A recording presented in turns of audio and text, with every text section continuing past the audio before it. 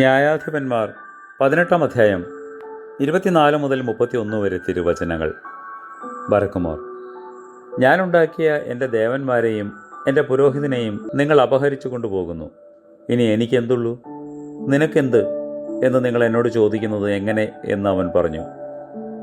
ദാന്യർ അവനോട്, നിന്റെ ശബ്ദം ഇവിടെ കേൾക്കരുത്, അല്ലെങ്കിൽ കോപിഷ്ഠർ നിങ്ങളോട് എതിർത്തിട്ട് നിന്റെ ജീവനും നിന്റെ വീട്ടുകാരുടെ ജീവനും നഷ്ടമാകുവാൻ നീ സംഗതി വരുത്തും എന്ന് പറഞ്ഞു. അങ്ങനെ ദാന്യർ തങ്ങളുടെ വഴിക്ക് പോയി. അവർ തന്നിലും ബലവാന്മാർ എന്ന് മീഖ കണ്ടു വീട്ടിലേക്ക് മടങ്ങിപ്പോന്നു. മീഖ തീർപ്പിച്ചവയെയും അവനുണ്ടായിരുന്ന പുരോഹിതനെയും അവർ കൊണ്ടുപോയി. ലയീശിൽ സ്വൈര്യവും നിർഭയവുമായിരുന്ന ജനത്തിൻ്റെ അടുക്കലെത്തി അവരെ വാളിൻ്റെ വായത്തലയാൽ വെട്ടി പട്ടണം തീവച്ച് ചുട്ടുകളഞ്ഞു. അത് സീദോൻ അകലെയായിരുന്നു. മറ്റു മനുഷ്യരുമായി അവർക്ക് സംസർഗമില്ലായകയാൽ അവരെ വിടുവിപ്പാൻ ആരുമുണ്ടായിരുന്നില്ല. അത് ബേത്‌രെഹോബ് താഴ്വരയിലായിരുന്നു.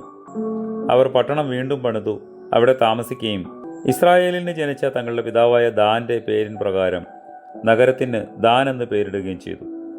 പണ്ട് ആ പട്ടണത്തിന് ലയീശ് എന്ന് പേരായിരുന്നു. ദാന്യർ കൊത്തുപണിയായ ആ വിഗ്രഹം പ്രതിഷ്ഠിച്ചു. മനശ്ശെയുടെ മകനായ ഗേശോമിൻ്റെ മകൻ യോനാഥാനും അവൻ്റെ പുത്രന്മാരും ആ ദേശത്തിൻ്റെ പ്രവാസകാലം വരെ ദാൻ ഗോത്രക്കാർക്ക് പുരോഹിതന്മാരായിരുന്നു. ദൈവത്തിൻ്റെ ആലയം ശീലോവിലായിരുന്ന കാലത്തൊക്കെയും മീഖ തീർപ്പിച്ച വിഗ്രഹം അവർ വെച്ച് പൂജിച്ചു പോന്നു.